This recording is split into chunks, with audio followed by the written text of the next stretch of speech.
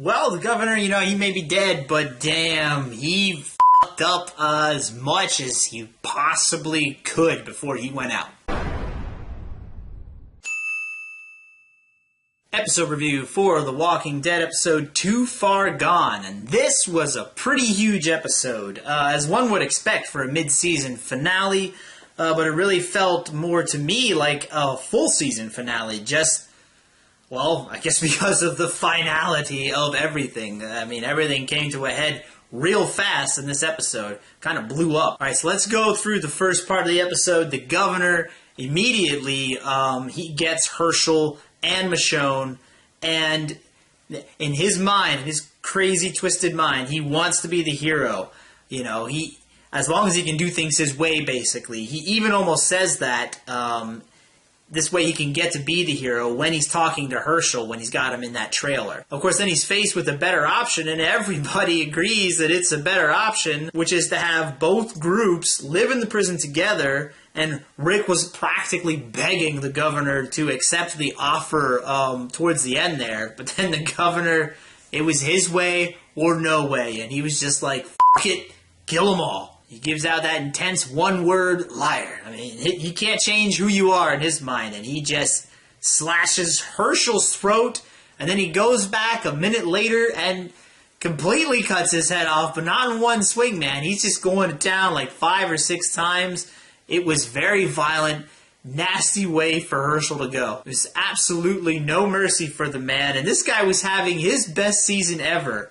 And I actually started liking him. And that was the intent of the show, was to get a lot of support behind Hershel so you could really feel it when he died. But damn, man, that was a harsh way to go. Of course, then we had the huge battle at the end. And I thought that was pretty good stuff. I mean, at one point, pretty much every main character was facing some sort of perilous situation. Rick got shot. Bob got shot.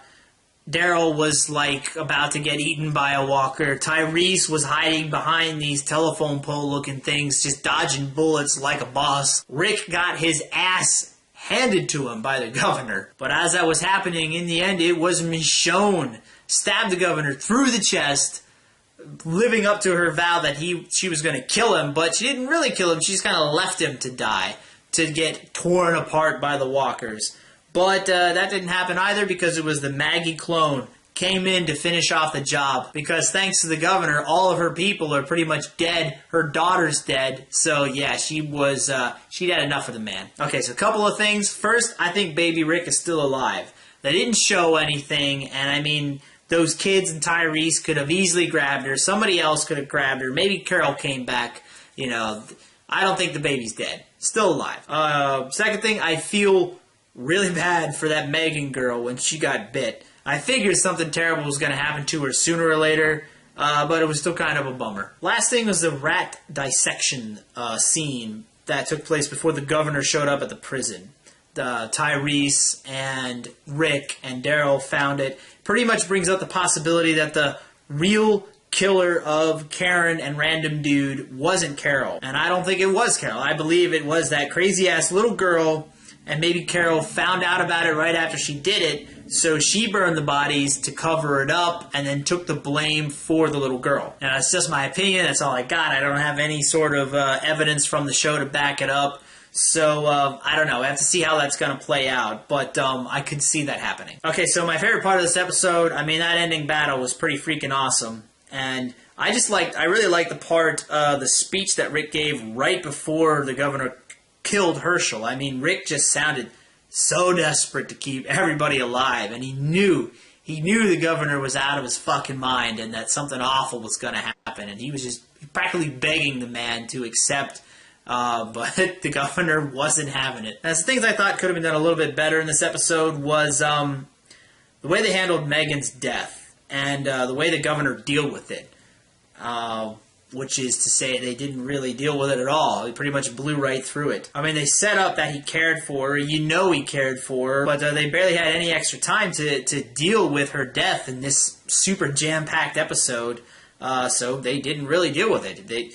She just showed up during the battle. She was dead, so the governor came up and grabbed her and shot her in the head real quick. And that was it. End of scene, move on.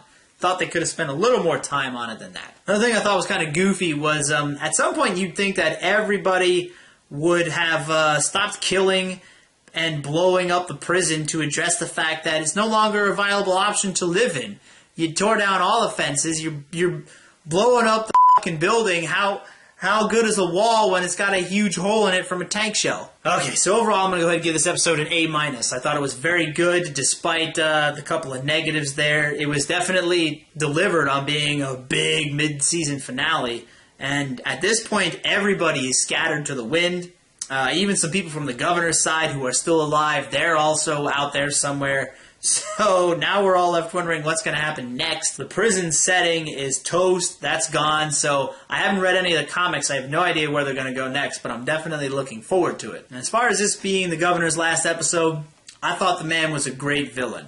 I mean, he came in, he killed the leaders of this camp secretly, took the camp over, and then pretty much got every single person in the camp killed, and killed Herschel, and also destroyed the prison and took out more random extras on the main character side. You combine all of that with all of the awful things he did last season, and yeah, he was pretty much just one big psychotic tornado of destruction, and I loved it. I thought it was good TV. I'm sad to see a great bad guy go, but I am looking forward to seeing what the new threat is going to be. Alright, that's it. JD Squared, 61279 with an episode review for The Walking Dead.